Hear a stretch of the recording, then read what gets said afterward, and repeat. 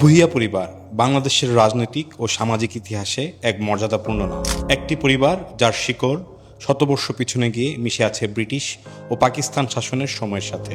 এই পরিবারের ইতিহাস কেবল একটি বংশের ইতিহাস নয়, এটি নেতৃত্ব, জনসেবা, সততা এবং ন্যায়ের পক্ষে দাঁড়ানোর এক অনন্য গল্প।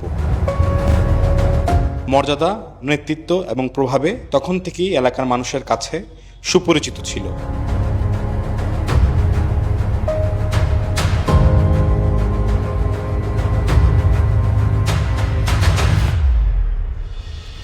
ব্রিটিশ আমলে এই পরিবারের অন্যতম প্রভাবশালী ব্যক্তি ছিলেন মঙ্গল হুদা ভূঁইয়া।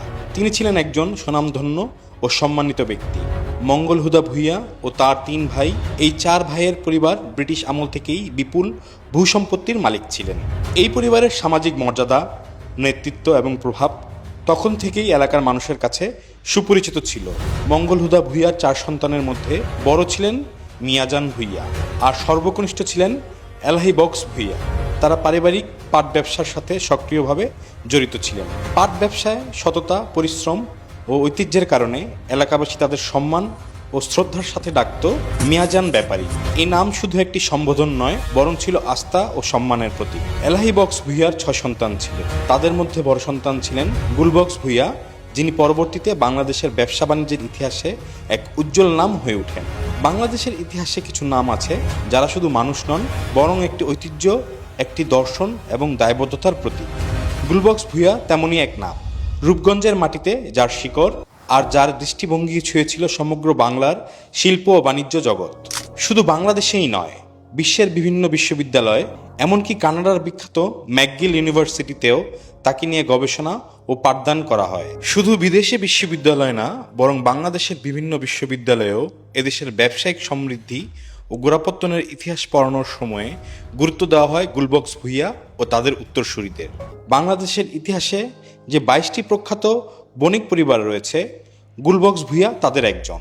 1969 বা 70 সালে বাংলাদেশের শীর্ষ 10 ব্যবসায়ী পরিবারের মধ্যে দ্বিতীয় স্থান ছিল গুলবক্স ভূঁইয়া পরিবার। তাদের সম্পদের পরিমাণ ছিল প্রায় 6.5 কোটি টাকা। গুলবক্স ভূঁইয়া পরিবার পরিচালনা করত 5টি শিল্প প্রতিষ্ঠান। এর মধ্যে ছিল Muslim cotton mills, Gausia cotton spinning mills, Ahmed silk mills limited, Gausia jute mills এবং গুলবক্স ভূঁইয়া অ্যান্ড কোম্পানি। 1968 সালে রাষ্ট্র পরিচালিত মুসলিম কটন মিল টেন্ডারের মাধ্যমে ব্যক্তি মালিকানায় হস্তান্তর করা হলে গুলবক্স ভূঁইয়া পশ্চিম পাকিস্তানি ব্যবসায়ীদের সাথে প্রতিযোগিতায় জয়ী হয়ে এর মালিকানা লাভ করেন। তিনি আরও একটি পাটকলের পরিচালক ছিলেন, গুল আহমেদ জুট মিলস, পিপি জুট মিলস।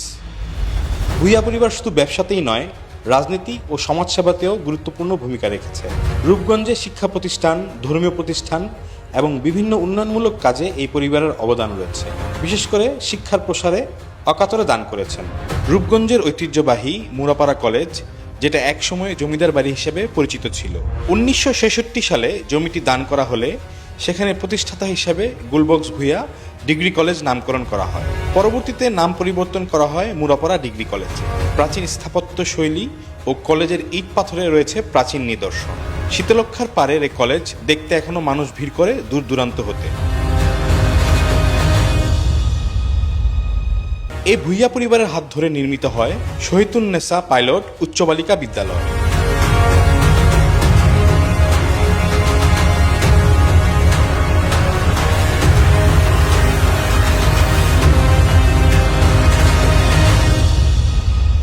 ভূঁইয়া পরিবারের উত্তরসূরি মুজিবুর রহমান ভূঁইয়া উচ্চ বিদ্যালয়, ভুলতা উচ্চ বিদ্যালয়, ভুলতা প্রাথমিক বিদ্যালয়ে ছড়াচ্ছে লেখাপড়ার দ্যুতি। শুধু স্কুল কলেজ না, বরং ধর্মীয় প্রতিষ্ঠানেও বেশ নজর ছিল ভূঁইয়া পরিবারের। ইসলামী মূল্যবোধ ও ইসলাম শিক্ষার প্রসারেও এই পরিবার অকাতরে নিজেদের সম্পদ দান করেছেন। রূপগঞ্জ উপজেলার বেলদি মাদ্রাসা, মর্তুজাবাদ দারুল উলুম মাদ্রাসা ও এতিমখানা, গুলবক্স ভূঁইয়া এতিমখানা, মুরাপাড়া শাহী মসজিদ পুনর্নির্মাণ হয় ভূঁইয়া পরিবারের হাতেই। ভূঁইয়া পরিবারের দানকৃত পাড়াগাঁও মসজিদের জমিতে গড়ে উঠেছে মসজিদ, যেখানে প্রতিদিন শত শত মুসল্লি নামাজ আদায় করেন। রূপগঞ্জের পোড়াগাঁও ঈদগাহ ও পুকুরের জমি দান করেন পরিবারটি। প্রতি বছর এখানে ঈদের জামাতে হাজার হাজার মানুষ জড়ো হয়।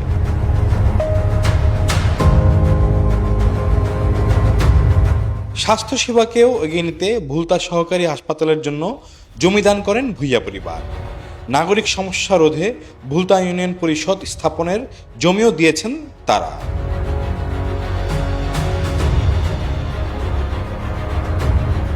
এলাকার মানুষ মারা গেলে দাফনের জন্য যখন স্থান সংকট ছিল, তখন মুর্তজাবাদ কবরস্থান ও নগর কবরস্থানের জমিটিও ভূঁইয়া পরিবার ওয়াকফ করে গেছেন।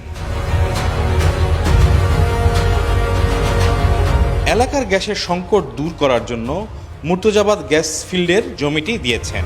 স্বাস্থ্যসেবার দিক বিবেচনা করে শহীদুন্নেসা চক্ষু হাসপাতাল দান করা হয়েছে। গুলবক্স ভূঁইয়ার বড় ছেলে মুজিবুর রহমান ভূঁইয়া ছিলেন একজন আদর্শবান মানুষ। তিনি শুধু রাজনীতিতেই নয়, সামাজিকভাবেও মানুষের পাশে দাঁড়িয়েছেন। তিনি ছিলেন রূপগঞ্জ উপজেলা পরিষদের সাবেক চেয়ারম্যান। বাংলাদেশ টেক্সটাইল অ্যাসোসিয়েশন সভাপতি হিসেবে দায়িত্ব পালন করেছেন তিনি। এছাড়া দেশের শীর্ষ ব্যবসায়ী সংগঠন FBCCI পরিচালক ছিলেন। পাকিস্তান আমলে হাবিব ব্যাংকের পরিচালকের মতো গুরুত্বপূর্ণ দায়িত্ব পালন করে তিনি ব্যবসায় নিজেকে সম্পৃক্ত রাখেন। মুজিবুর ভূঁইয়া পারিবারিক ব্যবসা বাণিজ্য প্রসারে কাজ করেছেন। তিনি ঢাকা সিলেট মহাসড়কের পাশে গাউছিয়া মার্কেট প্রতিষ্ঠা করেন। কালের আবর্তনে এ মার্কেট হয়ে ওঠে আশেপাশের জন্য পাইকারি একটি হাব। দেশের বিভিন্ন প্রান্তে মানুষ পাইকারি কাপড় কিনতে এ মার্কেটে ছুটে আসেন। অন্তত 5,000 দোকান রয়েছে এখানে। গুলবক্স ভূঁইয়ার পরিবার থেকে আরও অনেক জনপ্রতিনিধি উঠে এসেছেন। দ্বিতীয় সন্তান আমির হোসেন ভূঁইয়া ছিলেন ভুলতা ইউনিয়ন পরিষদের চেয়ারম্যান। তার সন্তান ব্যারিস্টার আরিফ হোসেন ভূঁইয়া ও হারুনার রশিদ ভূঁইয়াও একাধিকবার চেয়ারম্যান হয়েছেন। চতুর্থ ছেলে সুলতান উদ্দিন ভূঁইয়া ছিলেন নারায়ণগঞ্জ 1 আসনের সাবেক সংসদ সদস্য। তিনি 1986 ও 1988 সালের জাতীয় সংসদ নির্বাচনে MP নির্বাচিত হন।